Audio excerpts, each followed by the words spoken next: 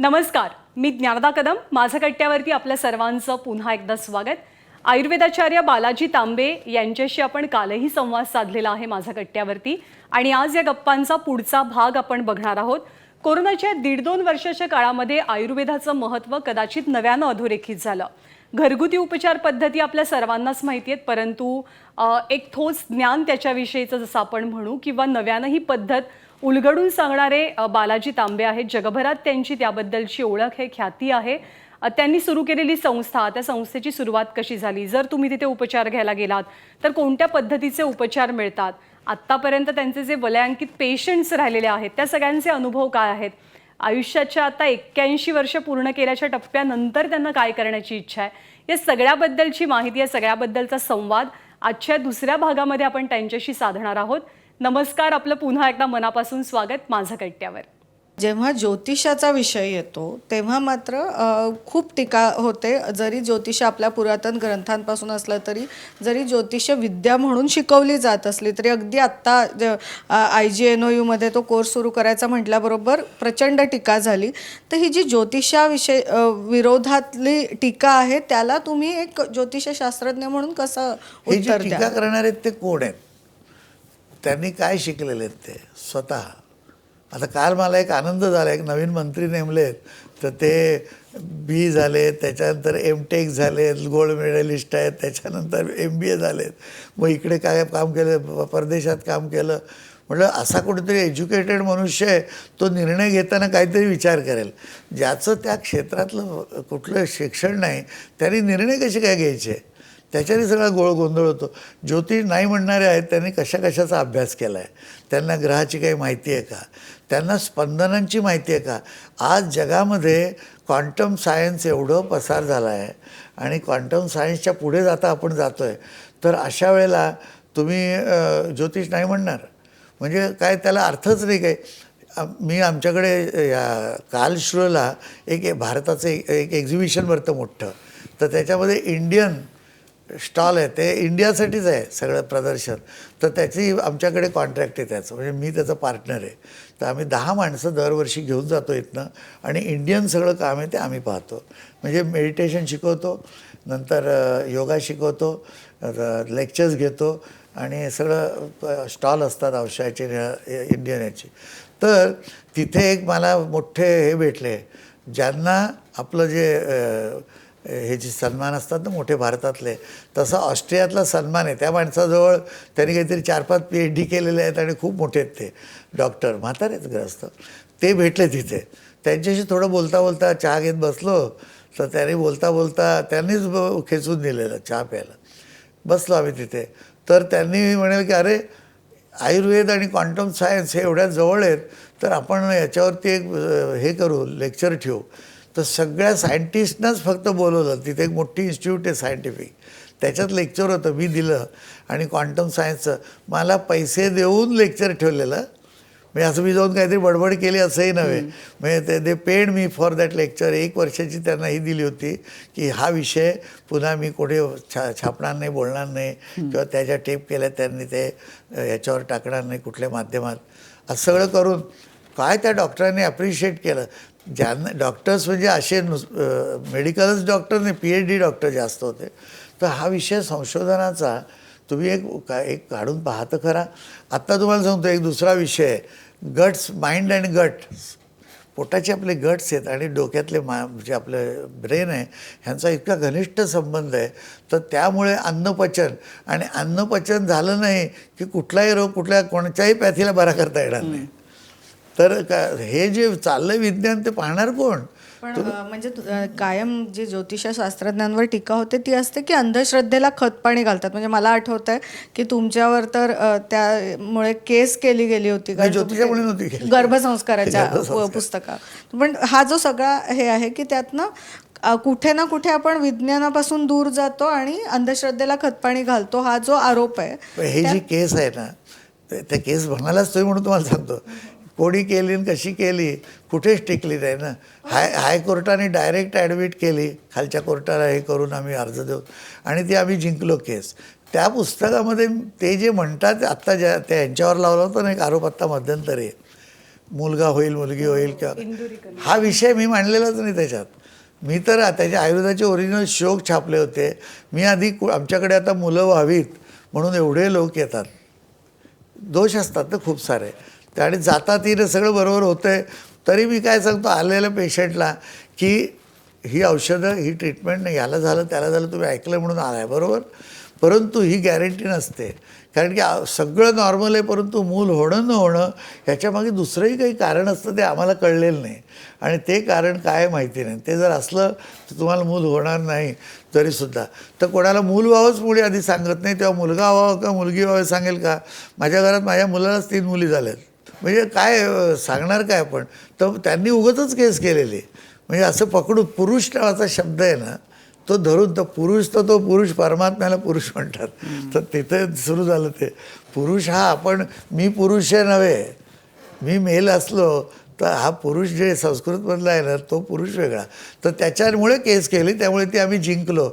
ज्योतिषाने नाही पण मी ज्योतिषाचं तुम्हाला सांगतो. मी जेव्हा ज्योतिष करत असे तेव्हा घटना सांगू का? एक घटना अशी घडली की एक जण आले मला म्हणाले की रविवारी वेळ आहे का तुम्हाला? म्हणजे काय काम आहे? तर जरा चलाल मला लक्ष्मी रोडला जायचं आहे तुम. तर मी म्हटलं की कशासाठी? त्यामुळे तुम्ही म्हणालात ना की हिरा चांगला असतो घातला त्याचा फायदा होतो.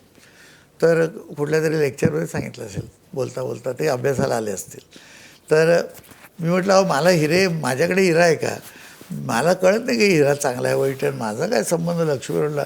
आणि तो घालण्याने तुमचं सगळं जे काय काम आहे मला माहिती नाही, ते काही हिरा एक घालण्याने होईल. पण ते म्हणलं नाही चला तर खरं वगैरे. त्यांनी आणलेल्या पैशामध्ये नाकातली चुनी येत होती, म्हणजे तो हिरा येत होता एवढंच त्यांच्या. तुम्ही त्यांना म्हटलं अहो अंगठीचा हिरा ह्या चुनीचा हिरा अंगठीत कसा काढणार? मग ते म्हणले अहो माझ्याकडे अंगठीला पैसे असते एवढे हिऱ्याचे तर मी आलोच असतो कशाला. तर अडचण पैशाची ती काढायची बरोबर. मी त्या दिवशी जागा झालो आणि मी एक नवीन खूप दिवस अभ्यास केला, त्याचे रिलेशनशिप शोधल्या की तुम्हाला जो त्रास होतो आहे तो कुठल्या तुमच्या वाईट चिंतनामुळे असेल, कशाशी रिलेटेड आहे ज्योतिषात शोधता येतं आहे. तर आम्ही शोधून काढलं की याला अंधशाळेत पाठवा, याला रिमांड होममध्ये पाठवा, याला लेप्रसी रूम सेंटरला पाठवा. मी म्हणतो तिथे जाऊन काम करायचं, नुसते पैसे नाही द्यायचे. पैसे दिले नुसते की एक उचलून दिले, त्या पैशाची व्हॅल्यू कमी जास्त होत राहते ना. माझा जो इन्कम आहे त्याच्यावर माझ्या पैशाची व्हॅल्यू आहे नाही का? नाही, माझ्या डिमांडवरती आहे. मी पहिल्यापासून कोट्याधीश जन्माला आलो आहे कारण मला डिमांडच नाही. लोक मला म्हणायचे अहो काय तुम्ही कोट्याधीश म्हणताय, कुठे आहेत पैसे? म्हटलं बँकेत. तर कुठे ठेवलेत तुम्ही? म्हटलं हो. येतात त्याचं व्याज. म्हटलं ते पुन्हा जमाच होतं तिथे, काढत नाही. म्हटलं मला गरजच नाही, माझे पैसे नाही. म्हणजे ते म्हणलं हे घर माझं आहे. तुमचं घर आहे मग भाडं येतं तुम्हाला? म्हटलं हो भाडं येतं ना त्याचं, ते जमा करतात सगळं व्यवस्थित आहे. मग तुम्हाला काय तर तुम्ही काय अशा 3 खोल्यात राहताय? म्हटलं मला आवडतात म्हणून मी 3 खोल्यात राहतो. डिमांड नसला ना की पैशाची व्हॅल्यू एकदम वाढते आणि तुमचा डिमांड वाढला की पैशाची व्हॅल्यू खाली येते बरोबर. आता तुम्हालाच एवढे डिमांड आहेत आणि तुम्ही 1000 रुपये डोनेट केले त्या लेप्रसीला तर त्याची व्हॅल्यू काय होणार? 5 पैसे व्हॅल्यू नाही त्याला.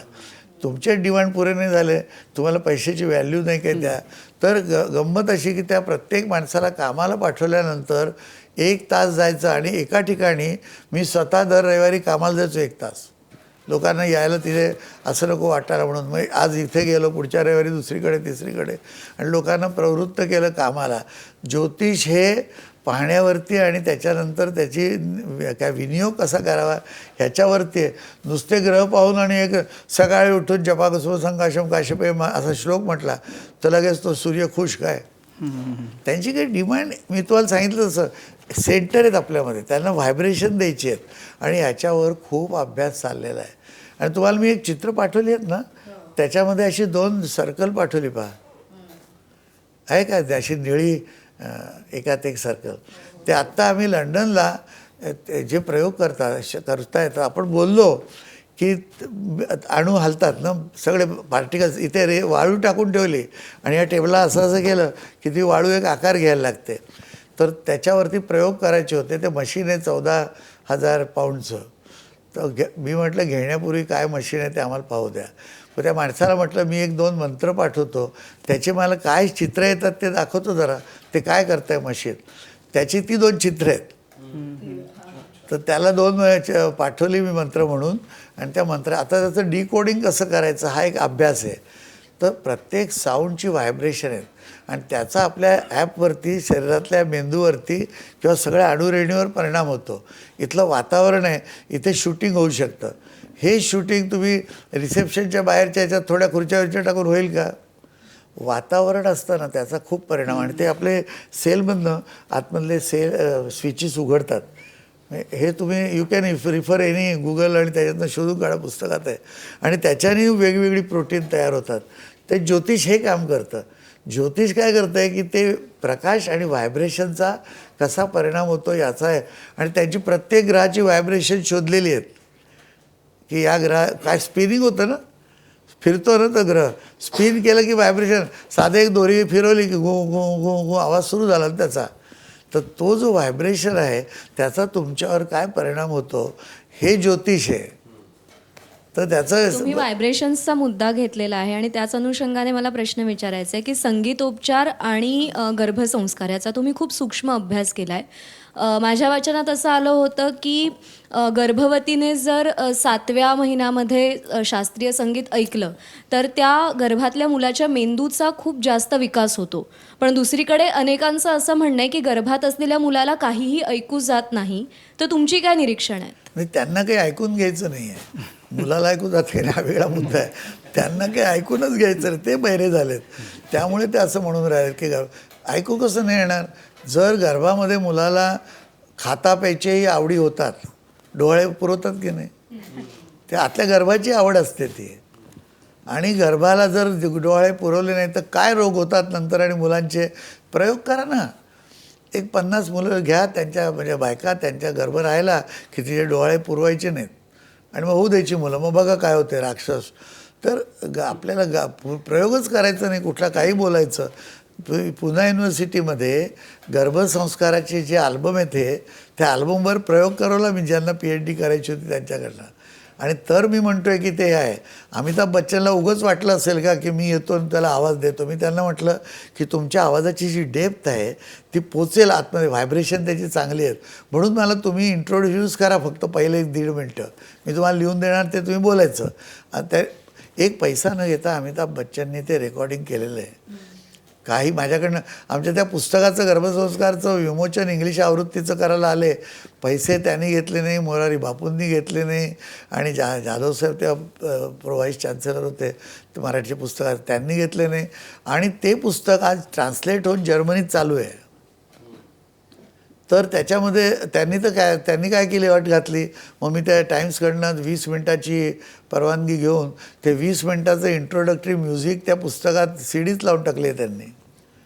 तर जे लोक अभ्यासू आहेत ना त्यांना हे कळण्यासारखं आहे. पण अभ्यास न करता तुम्ही जर वितंडवाद करायचा म्हटला तर काही तुम्ही नाहीच म्हटलं, 7व्या महिन्यात कुठं ऐकू येते, कसं काय तुला काही कळले, तुला 7व्या महिन्यात आत्ता आठवतं आहे का, की नाही, काय प्रयोग कुठला त्याच्यावर केला आहे. ताबडतोब काय, हे पाणी आहे, शरीरात 2/3 पाणी आहे, मेंदूत पाणी भरलेलं आहे आणि गर्भजलामध्ये तो आतला गर्भ येतो तो पाण्यातच तरंगतो आहे.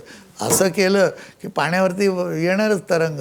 तसंच जे काही संगीत असेल, आणि तुम्ही म्हणाल शास्त्रीय संगीत, संगीत हे शास्त्रीय असलं तरच परिणाम होणार आहे. शास्त्रीय संगीत हा उलटा शब्द आहे.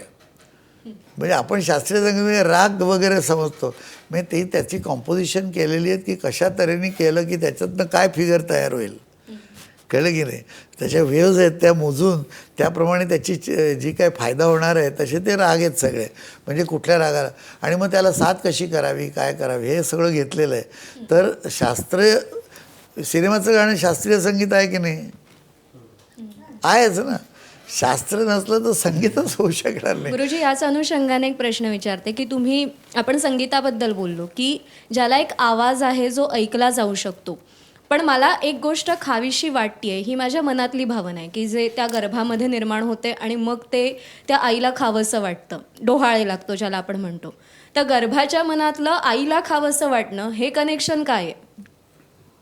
त्याच्या आईला म्हणजे त्याच्या सायकोलॉजीवर परिणामच काय आहे, हॉर्मोन सिस्टीम जोडलेली त्यावेळेला तो हॉर्मोन सिस्टीम एकदम ॲक्टिव्ह आहे.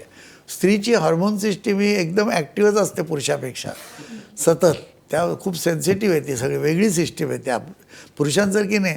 सगळ्यांनी मीठ तेच खाल्लं, परंतु थायरॉईड कोणाला झाला जास्त? सगळ्या बायकांना बिघडून गेलं ना. तर गंमत अशी त्यांनी काय होतं आहे की ते मेंदूपर्यंत जातच ते. आणि मगाशी म्हटलं ना माइंड गट कनेक्शन आहे. तर आता हे तर डायरेक्टली आतमध्ये त्या मुलाला जीव तयार होतो आहे. त्याच्या ज्या इच्छा तयार होतात आहेत त्या इच्छाप्रमाणे तुमच्या इच्छा तयार होतात. त्या तुम्हाला खावंसं वाटतं ते, कारण त्याला खायचं आहे ना. तुम्हीच खाऊ घालणार ना. तुमच्याच खाण्यातनं त्याला अन्न मिळणार आहे की नाही, दुसरीकडून कुठून अन्न मिळणार. तर त्यामुळे त्या इच्छा तयार होतात आहेत गर्भाच्या. आणि त्याच्यावर खूप कार्य केलेलं आहे. म्हणजे कामही केलेले, इतर त्याच्यावरती प्रयोगही केलेले आहेत. तर ते आपण त्या सायन्समध्ये जाण्यापेक्षा म्हणजे बोलू नये तर नाही तर सायन्समध्ये जावं आणि नाहीतर आपण प्रॅक्टिकल करून घ्यावं. मी सांगितलं तसं की हे करण्यामागे कोणी रॉयल्टी मागतं आहे का? जे गर्भसंस्कार हे आयुर्वेदाने जे थेरम दिला आहे ह्याच्यावर आयुर्वेदाची रॉयल्टी आहे का काही कोणाला? देवाला काय ह्याला कोणाला काही नाही, देणं नाही घेणं नाही. त्यांनी हे संशोधन करून करा असं म्हणून इतकी वर्ष का करतात येत लोक? असा विचार नको माझा करा. प्रश्न आयुर्वेदिक उपचारांबाबतचा आहे. बऱ्याचदा रुग्णाला क्विक रिझल्ट हवा असतो, लगेच रिझल्ट पाहिजे असतो, परंतु आयुर्वेदिक उपचारांमध्ये दीर्घकालीन प्रक्रिया चालते. तर यामुळेच टाळाटाळ करतात का रुग्ण आयुर्वेदिक उपचार घेण्यासाठी? नरसिंहरावांबाबतचाही तुमचा एक तसाच अनुभव आहे. नरसिंहरावांचं 2-3 महिने औषध घेतलं त्यांनी. नंतर त्यांना काय होतं की पंचकर्म मी 3 दिवसात करावं आणि दिल्लीला येऊन. म्हणजे दिल्लीला येऊन तुमच्या घरी पंचकर्म व्हायचं नाही. आश्रमात पंचकर्म करायला यायला त्या प्राईम मिनिस्टरला ठेवण्याएवढी आमच्या आश्रमाची लेवल नाही. आणि मी म्हटलं लेवल काय, किती लुफ्तांचा चेअरमन जर आमच्या इथे राहून करू शकतो तर आपल्या प्राईम मिनिस्टरही करता येईल. म्हणजे हरकत काय नाही. आजारी मनुष्य धरा ना, त्याला प्राईम मिनिस्टर हे केव्हा, जेव्हा खुर्चीत बसले तेव्हा. बाकी एरवी तर आजारीच आहेत ना. तर त्यांना म्हटलं तुम्ही करू शकताय. नाही तर त्याच्यात अडचण कशी असते, एकदा काहीतरी पेशंट यायचं ठरलं ना, सगळी मशिनरी आली. मला म्हणे काहीही करा, ते कॅन्सल करा तुम्ही. आमचे प्रोटोकॉल लागले तर आमचं महिनाभर कामच व्हायचं नाही. आणि दुपारी मिनिस्टर यायचा आहे माझ्याकडे 12-1 वाजता, तर सकाळी 7 वाजता तलाठी येतो, मग ग्रामसेवक येतो, मग त्याच्यावरचं काय ते असतात अशी ग्रेड. असं करत करत मामलेदार वगैरे करून कलेक्टर वगैरे येणार. सगळे 2 वाजता थांबले, आलेच येतात ते नाही आले साहेब 5 वाजता थांबून सगळे घरी जातात. हे काम आता म्हणजे अनुभवातलं सांगतोय मी. तर अशा तऱ्हेची सगळी आपल्या इथे कार्य चालतं, बरोबर. तर आता ह्याच्यामध्ये समजून जायचं की ही सगळी काय गडबड येते. तर असं काही नाही. नरसिंहरावांचा झालेलं नाही काय अनुभव. औषध घेतलं त्यांनी, बरं वाटलं. परंतु मग नंतर बालाजी तांबेला जर आज शिरवलं दिल्लीमध्ये, प्राईम मिनिस्टरला बरं केलं म्हटलं की मी घुसलोच पार्लमेंटमध्ये. मग राज्यसभेचा मेंबर की पुढच्या वर्षी आरोग्यमंत्री. म्हणजे मला कोणी तिथे शिरून द्यायचं नाही. याने मला त्यांनी सांगायला सुरुवात की अब तो हमने यहाँ आयुर्वेद की मिनिस्ट्री खोली आहे. म्हणजे तेव्हा ती डिपार्टमेंट निघालं पहिलं. तर अब तो ये निघला आहे, अब तो आप फिकरी मत कीजिए. अरे म्हटलं मिनिस्ट्री काढली म्हणजे नरसिंहराव कसे बरे होतील? नका औषध पाठवली तर ती पोचायला पाहिजेत ना त्याच्या ऑफिसमधनं त्या पेशंटपर्यंत. तर मी काय जाऊ का प्रत्येक वेळेला अपॉइंटमेंट मागून त्यांना औषधं पाजून येऊ? तर त्यामुळे ते बंद पडलं. औषधं लांब चालतात ही कल्पनाच चुकीची आहे. जेव्हा जेवता रोज की नाही, तर तुमच्या जेवणातून अमुक गोष्ट कमी येते म्हटलं तर तुम्हाला जर म्हटलं की तुम्ही बाबा काहीतरी नाचणी खात जा म्हणजे तुम्हाला ते तत्व वाढेल, किंवा काहीतरी शेवग्याची पावडर खात जा. आता ते सांगितलं मोरिंगो वगैरे म्हटलं की लोक हल्ली शेवग्याची पावडर आनंदाने की रोज खातात ते किती वर्षभर. मग आयुर्वेदिक औषध म्हटलं तर वर्षभर खायचं आहे. अरे मोरिंग्याची पावडर औषधच आहे. आयुर्वेदात अर्धी औषधं ह्याची जेवणासारखी असतात. ते लांब औषध असतं. कुठले औषध मला मी तुम्हाला आरोग्यवर्धिनी म्हणून आमचं एक औषध आहे ते दिलं, पोटाचं औषध, इतकं तुफान येते. तर 1 महिना झाला, 2 महिने झाले की संपलं. 10व्या आठवड्यात मी म्हणणार हे आता नाही रिपीट करता यायचं. पण तोपर्यंत तुम्ही बरेच झालेले असताय. पण नसलं तरी तुम्हाला आता मध्ये मी ब्रेक देणार, दुसरं औषध देणार आणि मग पुन्हा आरोग्यवर्धने सुरू करणार. सुवर्णभस्म खाऊ घालायचं तर काय तुम्हाला एक 10 तोळे सोनं खाऊ घालणार? 100 मिली 125 मिलीग्रॅम एवढं ते सुवर्णभस्म ते राख म्हणजे सोन्याची, आणि तीसुद्धा तुम्हाला मी 10 दिवसाचं 15 दिवसाचा कोर्स देणार. एक तर ते 1 ग्रॅम 2 ग्रॅम दिलं तर त्याची किंमत भरमसाठ असते ना. नसतात अशी लांब वगैरे काही औषधं. आणि च्यवनप्राश आहे ते तर काय एक रसायन खाल्ल्यासारखं आहे ना. तर ते 12 महिने खावं, तेल लावायचे अंगाला, मसाज तर कायम करावा. तुम्ही करून तर पहा. तुम्ही रोज अंगाला तेल लावा, रोज. रात्री झोपण्यापूर्वी लावा, नाही तर सकाळी आंघोळीच्या आधी लावा आणि आंघोळ करा. बघा कायच आहे, एकदम बदलून जाणार तुमचं. तारुण्य येणार आणि सगळं शरीरात अख्खं रिस्पॉन्ड वेगळं करायला लागेल. आणि शरीर रिस्पॉन्ड करायला लागलं की मन एकदम बदलून जातं. तर ह्या दृष्टीने पाहायचं नसतं असं काय आयुर्वेदामध्ये. आयुर्वेदाची औषधं महाग असू शकतात, कारण काय की नॅचरल इन्ग्रेडियंट्स आहेत. केशर आहे ते भलतंच महाग, सोनं आहे ते महाग, मोती महाग. असं काही करावं लागलं तर त्या युनिव्हर्सिटीचं मागे मी सांगता राहिले 2 वाक्य, की ज्यावेळेला मी भाषणं दिली तेव्हा म्हटलं तुम्ही मला चान्स द्या, तुम्ही इथे पेशंट ठेवा, कॅन्सरचे आणा, हार्टचे आणा असे, आणि त्यांच्याकडनं त्यांना विचारून घ्या ना त्यांना आयुर्वेदिक करायचं आहे की नाही का. हो म्हणाले तर त्यांच्याकडनं लिहून घ्या तसं, आणि मी त्यांना ट्रीटमेंट करतो, मी जबाबदारी घेतो. आणि मला तुम्ही औषधं विचारायची नाहीत. तुम्ही जर म्हणलात की आधी आम्ही या प्रयोगशाळेत औषध तपासणार, म्हणजे तुमचा रिपोर्ट येईल हेवी मेटल आहे आतमध्ये, म्हणजे संपलं. हेवी मेटल नसतंच, हेवी मेटलचा रिपोर्ट येतच नाही. हे लोक नुसतं हेवी मेटल म्हणतात त्याला. आपण सुवर्ण जे कॉपर आहे ना, तांबं, त्याचं भस्म आहे ते खूप डेंजरस आहे. तर ते अगदी म्हणजे मी तांबे आहे परंतु मी डेंजरस नाही. गुरुजी यांनीच मला तुम्हाला पुढे विचारायचं होतं की आयुर्वेदाला राजाश्रय मिळेल असं वाटतं येत्या काळामध्ये. मिळायलाच लागेल. हा कोरोना जायला नको का. म्हणजे आयुर्वेद आहे ना, त्याचे 2 अंग आहेत, म्हणून मी जाईल असं म्हणतोय. आयुर्वेदाचं वनस्पती तोडायला जाताना आम्हाला झाडाला रिक्वेस्ट करायची आहे की बाबा रे तुला जखम होणार आहे, मी थोडी साल काढतो, कारण पेशंट कोणीतरी बरा होणार आहे आणि त्याला आम्ही हे औषध ट्रीट करायसाठी नेतो आहे. औषध बनवताना नक्षत्र पाहणार, एनर्जी पाहणार वातावरणाची, आणि त्याप्रमाणे करणार, बरोबर. त्या झाल्यानंतर ते औषध घेताना म्हणणार तुम्ही हा मंत्र म्हणा. 6,40,000 सबस्क्रायबर आहेत माझे आत्ता यूट्यूबवर. तर मध्ये मला वेळच झाली नाही. माझी 81 वर्षाची ऋतूला शांत आणि सगळं कॉन्फरन्स होती, तर राहिलं मध्ये. तर म्हणलं की अरे आयुर्वेदाचं काही दिलंच नाही, आता किती दिवस झाले, तुम्ही आयुर्वेदाचं काहीतरी द्यायला पाहिजे, दर आठवड्याला जातं तसं. तर मी म्हटलं की आता तयारी केली आहे का सगळी, कुठे आता वेळ आहे, तर चल एक काम करतो, लाव कॅमेरा लाव. बसलो मी, म्हटलं की आयुर्वेदाचं औषध घेताना 2 मंत्र म्हणावेत, आणि बघा काय चमत्कार होत होते. त्या मंत्राने बरं नाही होत मनुष्य. तुमचा विश्वास आणि तुमचं जेवढं पॉझिटिव्हिटी वाढेल तेवढं ते औषध ॲब्सॉर्ब व्हायला मदत होते शरीरामध्ये. तर ते टाकलं त्याच्यावरती यूट्यूबवरती. तर 2 दिवसामध्ये 40,000 लोकांनी वाचलं ते. म्हणजे 10-10 लाख व्हिजिट असलेले कित्येक एपिसोड आहेत हे आपले यूट्यूबवरती. आणि तांबे हे जगभराला मनसंतुलनाचे धडे देतात, पण बालाजी तांब्यांचं कधी मनसंतुलन ढळलं असं कधी झालंय का? म्हणतात की प्रेसला नेहमी भ्यावं.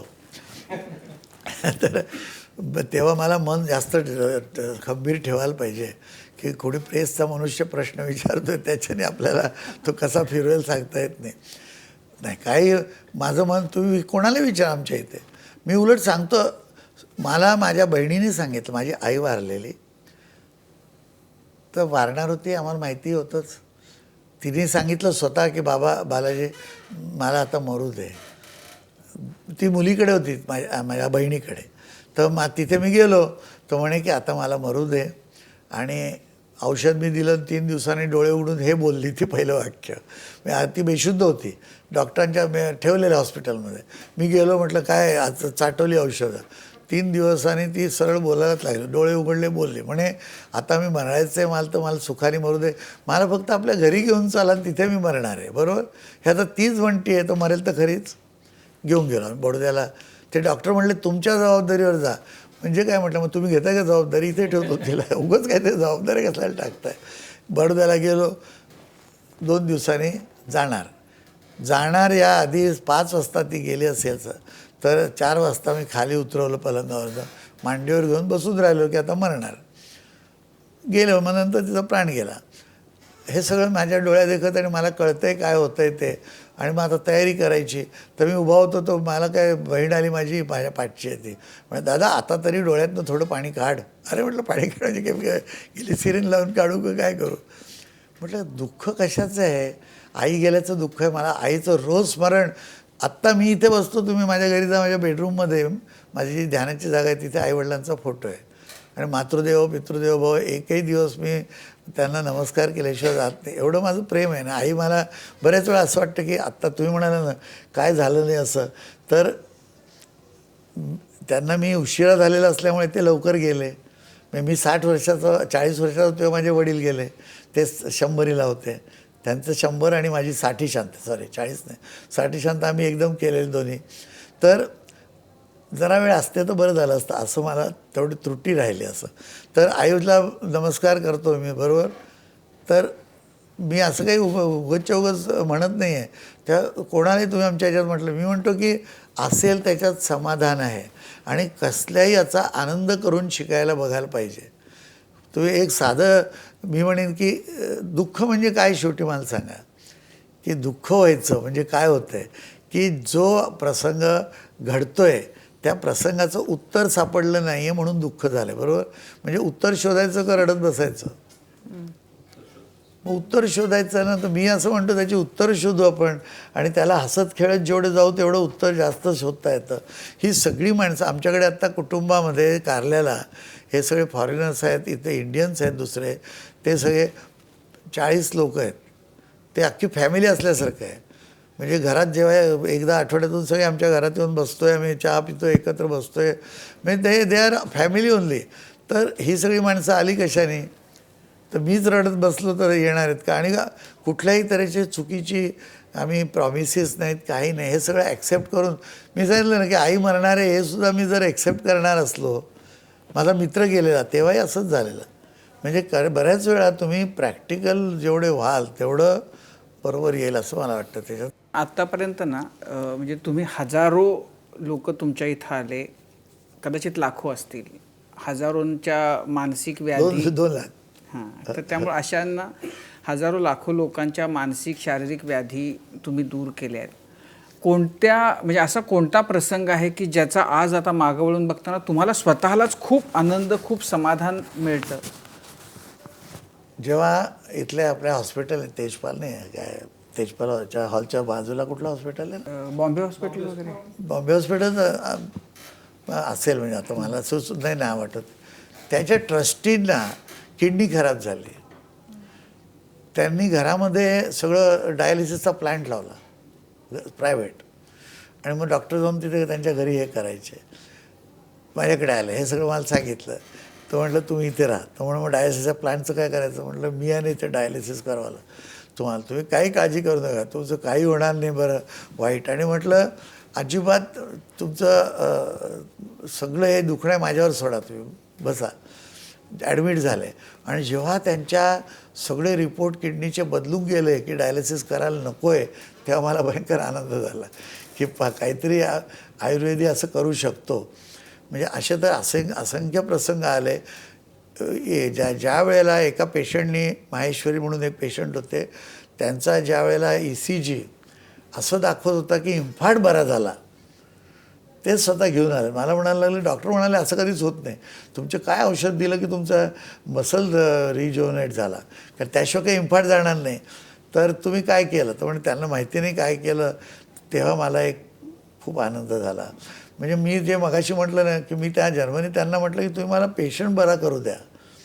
पेशंट बरा केला ना मग तुम्ही आयुर्वेदावरती बोलाल. तुम्ही म्हणाल इथे आणा आयुर्वेद फॅकल्टी अख्खी, तुम्ही चर्चा करून आयुर्वेद यायचा नाही. आणि असं नुसतं आयुर्वेदावरती बंधन आणि आम्ही वेस्टर्नमध्ये ते गर्भसंस्कारच्या बाबतीमध्ये हाऊस, तुम्हाला मीडिया हाऊस माहिती असेल, रँडम हाऊस म्हणून मोठे पब्लिशर आहेत ना, तर रँडम हाऊस पेंग्विनच्या सगळ्या पब्लिशर, त्यांचे सगळे संपादक वगैरे आणि मोठे डायरेक्टर मला भेटायला बोलवलं एक दिवशी.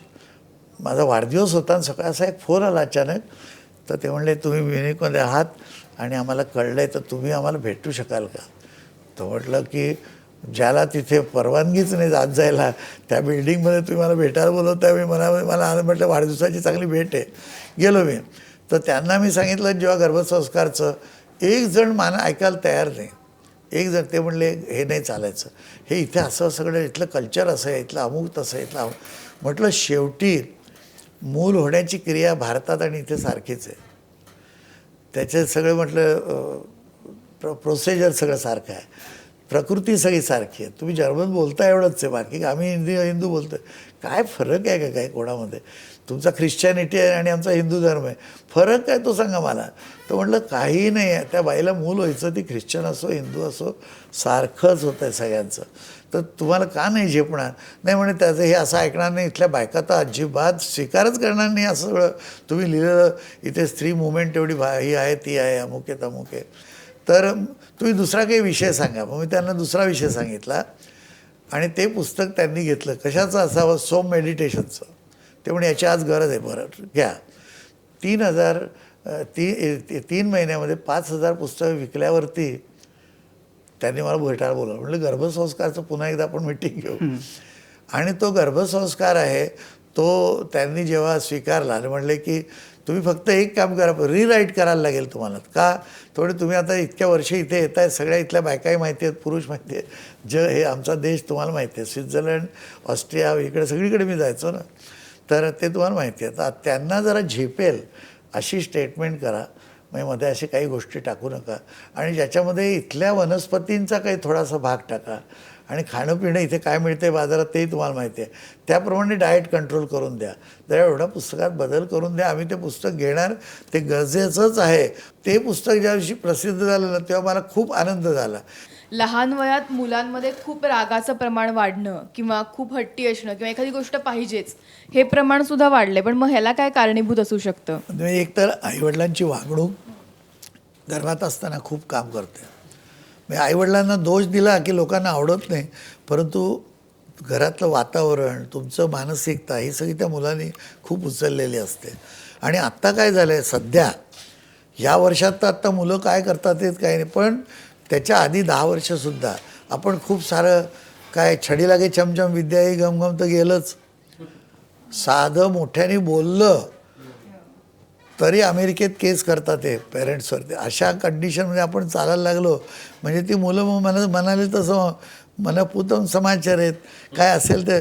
तर त्या लहान लहान मुलं एकसारखं जे मागतील ते द्यायचं. मला आत्ता माहिती आहे असं की इथे या बाजूला रतलामच्या बाजूच्या केसेस आहेत ना, त्याच्यामध्ये मुलाला काय होत असेल माहिती आहे, तर ते मुलाला मागितलं की आत्ता जसं हातामध्ये फोन किंवा लॅपटॉप देऊन टाकतात, म्हणजे ते बसतं. ते लोक काय करायचे तिथे आफूवरती असं बोट लावायचं. म्हणजे मी जाऊन पाहिलेलं आहे त्या एरियामध्ये, आणि ते जिभेला चाटवायचं. आणि त्याने काही मागितलं, रडायला लागला खूप, मग उगाच मारामारी नको मुलाला, जिभेवर चोळलं, थोड्या वेळाने त्याला गुंगी यायची, झोपायचा तो. रात्री तो मध्ये उठायला नको म्हणून पुन्हा मग आफूचं हे चिकटवायचं. आफू घरामध्ये खूप, आफूचीच सगळी पिकं. तर त्यामुळे नंतर मग त्या मुलाला अशी आफू दिली. माझ्या आईवडिलांनी मला दिली नव्हती, म्हणजे आफू दिली. आम्ही तर इथे बडोद्यालाच होते आईवडील, पण आफू वगैरे काही हे केलेलं नाही. तर मला स्वतःला त्याचा असा एक्सप्रेसिव्ह अनुभव नाही आहे. बहुतेक मी औषधं स्वतः खातो आणि त्याचा अनुभव पाहतो. सगळे झाली की त्या थोडा त्रास झाला, एखादं उष्ण औषध पडतं माझ्या कॉन्स्टिट्यूशनला नसलं तर, पण त्यांनी काय होतं मला कळायला पाहिजे की ते कसं काम करतं आहे. तर त्या मुलांना सगळ्यांना हे झालेले असे जे रोग होते त्याच्यामध्ये तो अफू कारणीभूत होती. तर एवढं आपल्या आयुर्वेदातलं एक साधी घटना आहे की एक पेशंट होता, तो बरा होईना, अक्षरशः सगळे देव म्हणजे देवांच्या वेळची गोष्ट. तर त्याला बरं होईना म्हणून ते धन्वंतरीकडे सल्ल्याला आले की असं माझा एक पेशंट आहे, तो बरा होत नाही, सगळे औषध देऊन झाले. तो म्हणे की तो कोण आहे? तर मग त्यांनी सांगितलं की तो शेषनाग आहे. तो म्हणे त्याला एक काम करा, डोळे मिटून औषध घ्यायला सांगा रोज. तर त्याला डोळे मिटून औषध घ्यायला सांगितलं. आयुर्वेदाच्या संहितेतली गोष्ट तुम्हाला समजण्यासाठी त्यांनी टाकली असेल का खरी झाली होती, कारण तिथे वर काही नाहीच असं, पण त्याला दिलं औषध. तर त्याने डोळे मिटून घेतलं. तो शेषनाग राजा नागांचा, तर त्याला दिली. तर त्याने बरा होऊन गेला. ते पुन्हा आले विचारायला धन्वंतरीकडे की काय असं त्याने झालं. तर म्हणे की काय त्याची दृष्टीसुद्धा सर्पाची विषारी असते. तर तो औषध पाहिलं की ते आधी विषारी व्हायचं औषध आणि मग त्याला दिलं की गुण यायचा नाही. त्यामुळे आयुर्वेद काय म्हणतो की तुम्ही औषध भलत्या ठिकाणी घेऊ नका, नीट औषध बसून घ्या, हे करा ते करा. पण असं आहे की कुठं बसून तुम्ही औषध घेता त्याच्यावर त्याचा गुण अवलंबून असतो. डिलिव्हरी वेगळी होते ना, वातावरणाचा परिणाम. मगाशी म्हटलं तसं वातावरणाचा परिणाम जो शरीरावर आहे तो डिलिव्हरी त्याचे वेगळे टर्मिनल्स उघडतो शरीरामध्ये. त्यामुळे म्हणजे घाण येत असली कुठेतरी तर तिथे उभं राहून तुम्ही औषध घेतलं तर ते घाणीचे जंतू जे जातात आहेत ना त्यांची डिलिव्हरी आहे ती शरीराला वेगळ्या ठिकाणी करवते आणि त्याच्याबरोबर त्या औषधाला वेगळं हे गुण देते. त्यामुळे औषध कुठलंही ॲलोपॅथीचंही औषध, ॲलोपॅथीचं शेवटी औषधच आहे. फक्त त्यांनी काय केलं आहे वरच्या लेवलला जाऊन रिॲक्शन आहेत त्याचा कंट्रोल नाही केला आहे. आपल्या भारतीय शास्त्रांमध्ये मनुष्यातला मल काढायचा, पाप काढायचं, एखाद्याचं मन शुद्ध करायचं, पॉझिटिव्हिटी आणायची. म्हणजे अध्यात्म म्हणजे काय शेवटी संपूर्ण पॉझिटिव्ह आणि शांत मनुष्य म्हणजे अध्यात्म. ह्याच्याशिवाय दुसरं करायचं आहे काय. तर सगळ्यातला शुद्धी करणं, तुम्ही मला भांग द्या तुम्हाला मी शुद्ध करून देतो, चढणार नाही. आयुर्वेदामध्ये फॉर्म दिलेले प्रोसेस कशी करावी ते. ज्या वेळेला आम्ही पाऱ्यातली शुद्धता घाम काढतो आहे आणि पारा शुद्ध करून खाऊ घालतो आहे त्यावेळेला आता उरलं काय कोणाचं वाटेल त्याला. तसं भारतीय अध्यात्म येते भल्याभल्यांना सरळ करून देतो तुम्ही आणलं तर सांगायचं त्याने. तर तर हे जी शुद्धी तत्व आहे ना हे महत्त्वाचं आहे त्याच्यामध्ये आयुर्वेदामध्ये. आणि त्यामुळे आपल्याला हे लक्षात घ्यायचं आहे की ह्याचा परिणाम औषधाचा होतो. तर लोक म्हणतात म्हणजे श्रद्धा पाहिजे का. म्हटलं श्रद्धा देवावरची तशी नको आहे, औषधावर श्रद्धा अशासाठी पाहिजे की तुम्ही 3 वेळा नीट घ्या ते. तर काही गोष्टी आयुर्वेदाच्या आहेत ना त्या आपल्याला जुनाट वाटतात पण तुम्ही नवे झालंच नाही आहात ना. आपल्याला वाटतं की सगळं जग नवीन झालं आता सुधारलं. प्रत्येकजण मला सांगतो केवढं सुधारलं आता रॉकेट चंद्रावर जातं आहे. म्हटलं रॉकेट सुधारलं आहे, चंद्रावर जाण्याची प्रक्रिया रॉकेटनी केली आहे, तू नाही केली आहे, तुझ्यात काही सुधारलं नाही. मी आता शेवटचाच प्रश्न विचारतो की यात नुकतंच तुमचं सहस्त्रचंद्र दर्शनाचा कार्यक्रम झाला, तुम्ही 81 वर्षांचे झालात ते वाटत नाही.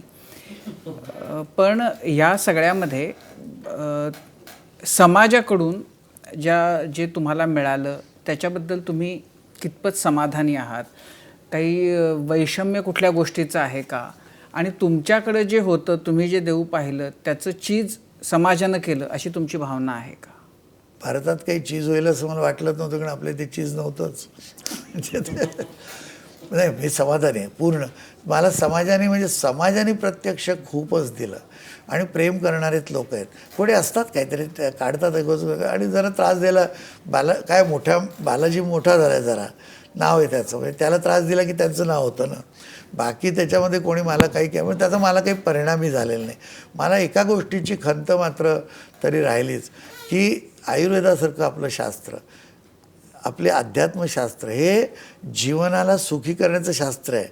वेदामध्ये एकही वस्तू कुठली तुम्हाला न करण्यासारखी नाही आहे आणि जी केल्याने तुम्ही अत्यंत सुखी व्हाल.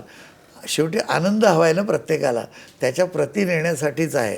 त्यामुळे ह्या वस्तूंना खोटं काहीतरी बाऊ करून कशा लोकांनी ढकलून दिल्या याची एक मला खंत वाटते की उगाच त्याला म्हणे की हे नको ते नको ते नको. त्यांना काही माहिती पडलेली नाही आहे त्याच्यामधली म्हणून ते करत असतील. आणि भारत सरकार आहे ते भारतीय असून या भारतीय वस्तूंवरती बंदी ठेवतं तेव्हा मला वाईट वाटतं की तुम्ही भारतामध्ये परवानगी द्या ना, करू द्या, लोक स्वीकारतील नाही. जर तुम्ही दाताच्या डॉक्टरकडे गेला तुम्हाला त्यांनी भलतं दुखवलं आणि काहीतरी चिमटे लावून ठेवले आणि तरी शेवटी सांगितलं की चुकलं माझं, चुकीचा दात काढला, पुन्हा जाल का तुम्ही. जाणार नाही ना मनुष्य. तर किती जाहिरात करूनही जाणार नाही. इथे तर काय की आपण आधी आमच्या याच्यात जाहिरात आम्ही करत नाही. माझ्याकडे आम्ही जाहिरातीच केल्या नाहीत. म्हणजे एक चुकलं म्हणावं तर चुकलं आणि नाही म्हणावं तर नाही. म्हणजे मी म्हटलं जाहिरात करून काय ज्याला गरज आहे तो येईल ना. मग कार्यालयाला उठून गेलं तेव्हा लोक म्हणे आता कार्यालयाला कोण येणार. तर अख्ख्या जगातली माणसं कार्यालयाला आली, त्यांना बरं व्हायचं ते येतात तिथे ना. तर हे सगळं असताना एवढं समाजाने आणि किती देशामध्ये सगळीकडे जिथे हा सगळा आयुर्वेदाचा प्रचार केला किंवा अध्यात्माचा प्रचार केला त्या सगळीकडे लोकांनी त्याचा खूप फायदा घेतलेला आहे. त्यामुळे त्यांच्या घरातल्यासारखं मी झालं. इस्तंबूलमध्ये एका कुटुंबामध्ये त्यांना एका माणसाला बोलवायचं असतं, होली माणसाला, ज्या दिवशी पैगंबराचा मुलगा तिथे आला वगैरे असं काहीतरी कथा येते.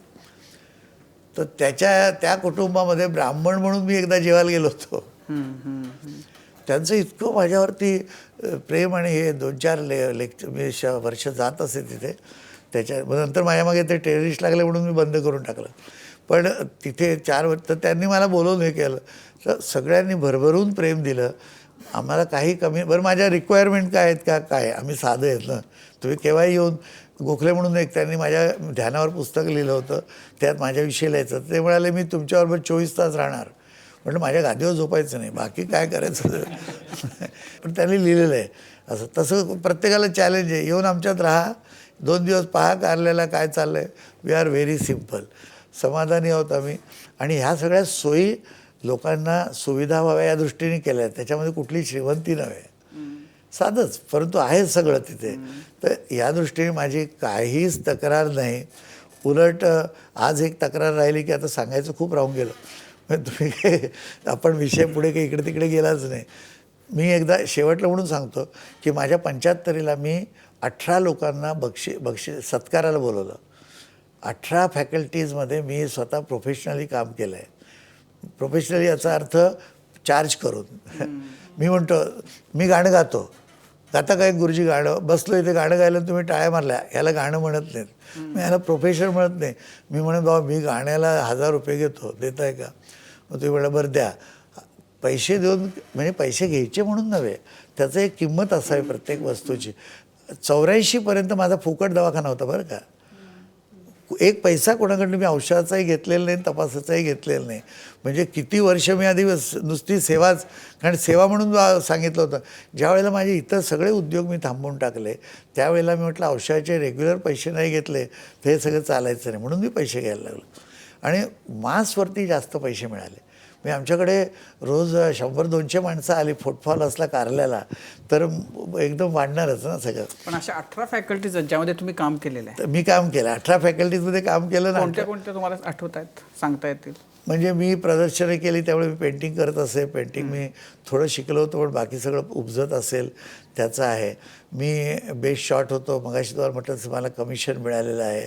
मी सगळं ट्रेनिंग केलेलं आहे त्याचं. त्यामुळे मी जरी नोकरीला लागलो नाही तरी मला कमिशनचं पत्र आलं होतं, म्हणून मी एका आर्मीतल्या माणसाला बोलवलं.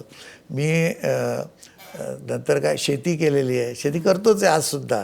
पूर्वीही माझी शेतीची आवड होती, त्यामुळे मी शेती केली. ज्योतिष केलेलं आहे, त्यामुळे ज्योतिषी आम्ही बोलवला. वेदविद्या सगळी त्याच्यावरती पुस्तकंही केलेली आहेत, त्यामुळे त्या वेदातला एक मनुष्य बोलवला. अशी म्हणजे एक पुस्तिका मी तुम्हाला देईन की त्या लोकांची त्यावेळेला जेव्हा आले होते त्यांचे सत्कार केले होते त्यांच्यावर काढलेलं पुस्तक आहे. म्हणजे एकेकाची ओळख. तर असे सगळे म्हणजे शिकवण्याचं काम केलेलं आहे. आयुर्वेदाचं हे आपण करतो, हे काम केलं आहे. म्युझिक थेरपी मी प्रोफेशनली पैसे घेऊन करत होतो, त्याच्यावर संशोधन केलेलं आहे. म्हणजे आपला एक कार्यक्रम खरं फक्त म्युझिक थेरपीवर होऊ शकतो. तर म्युझिक थेरपी आणि ते सगळं सायंटिफिक आहे, असंही काही नाही. आणि तुम्ही एक कृष्णाचा फोटो मी इथे पाठवला आहे तुम्हाला, ज्याच्यात एका बाजूनी पाहिलं तर तुम्हाला कृष्णासारखं दिसेल भास, दुसऱ्या बाजूनी पाहिलं की लक्ष्मीसारखा दिसेल. एका बाजूने बाई दिसते, एका बाजूने पुरुष, पण त्याच्यातही कृष्णाचा भास असलेला पुरुष. तर पाण्यावरती, पाण्याला कळतं सगळं, ह्याच्यावरती मी संशोधन केलेलं अर्धवट राहिलं आता. तर त्या पाण्याचा फोटो काढताना कृष्णाचा फोटो ठेवला पाण्यावरती, पाणी त्याच्यावर ठेवलं. अर्धा वेळानंतर काढून त्याच्यावरती लक्ष्मीच्या फोटोवर ठेवलं. त्याला रॅप करून स्वित्झर्लंडला पाठवलं. तिथे फोटोग्राफी होते त्याची, होत असे तेव्हा. त्याचा फोटो काढून आणला, तो फोटो तुम्हाला पाठवला. खूप सारे पाण्यावरचे संशोधन आहे, तर ते मी केलेलं आहे. नंतर पर्यावरणाचं यज्ञ यागादीचं आम्ही संशोधन ते केलेलं आहे. आणि काय इतर व्यापार तर फर्निचर केलं, इंजिनिअरिंग केलं. चालेल. मला एक फेरीवाला पाहिला, आमच्याकडे फेरीवाले औषधाला तर येऊ शकतं, येतातच. म्हणजे रस्त्यावर बसलेल्या माणसाचं काय सायकोलॉजी असते, त्याचं काय जीवन असतं हे मला नीट माहिती आहे. मी तिथे रोज मार्केटमध्ये दर रविवारी बसून तिथे विकायचं. तर हेतू हा की आपल्याला कळावतंच. 18 फॅकल्टीज आहेत, तर 18 लोकांना बोलवून त्यांचा सत्कार. पब्लिशिंग केलं, टी व्हीत काम हे केलं. माझ्या 3 सिरियल झाल्या, भैरवा तुम्ही ऐकली असेल. बक्षिसापर्यंत गेली होती. तर दोस्ती.com होतं ते चाललं होतं. त्यानंतर एक म्युझिक शो मी गुरुकुलचा बसवला होता. नंतर एक त्या पटावरती चालून एक आपलं 1 किलो सोनं नंतर मिळेल शेवटी, तो एक शो मी डिझाईन केला होता. त्यामुळे मी टी व्हीत असल्यामुळे आमच्या सिन्हाला बोलवलं होतं. देव के देव महादेवचा आहे ना, तर त्याला बोलवलं होतं. तर असे सर्व 18 फॅकल्टीज बोलवून त्यांना सगळ्यांना आम्ही सन्मानित केलं. 18च राहतील का आता पुढं म्हणजे पुढच्या 20 वर्षामध्ये ते 25 होऊ शकतात? होऊ शकतात. आमच्या इथं माल लोक तुम्ही अजून पहिलं संपलं नाही, नवीन काय सुरू केलं. नाही, त्यासाठी आपल्याला शुभेच्छा. आणि उपचारांच्या बाबतीत म्हणजे एखाद्या आजारी व्यक्तीच्या उपचाराच्या बाबतीत प्रत्येकाचा आपला एक कम्फर्ट झोन असतो, विश्वासाचा भाग असतो. कुणाला ॲलोपॅथी आवडतं, कुणाला होमिओपॅथी आवडतं, कुणाला आयुर्वेदिक पद्धती आवडते. पण आपलं आयुर्वेदावरती प्रचंड संशोधन आहे, आपली निस्सीम श्रद्धा आहे. जगभरात त्याला मान्यता मिळावी आणि जगभरात आयुर्वेदाचा प्रसार व्हावा यासाठी आपण काम करताय. हे कार्य आपल्या हातून असंच घडत राहो. आपल्याला उत्तम आरोग्य लाभो या आमच्या शुभेच्छा आणि मनापासून आभार आजच्या सहभागाबद्दल. थँक्यू. फार तर क्विक हिल आणि ABP वेडिंग्स प्रस्तुत माझा कट्टा powered by bank of Maharashtra, Chitale उद्योग समूह, चंदूकाका सराफ अँड सन्स प्रायव्हेट लिमिटेड आणि ऑडिओ पार्टनर स्टोरीटेल माझा कट्ट्यावरती आपण आज इथेच थांबूया. पाहत रहा ABP माझा.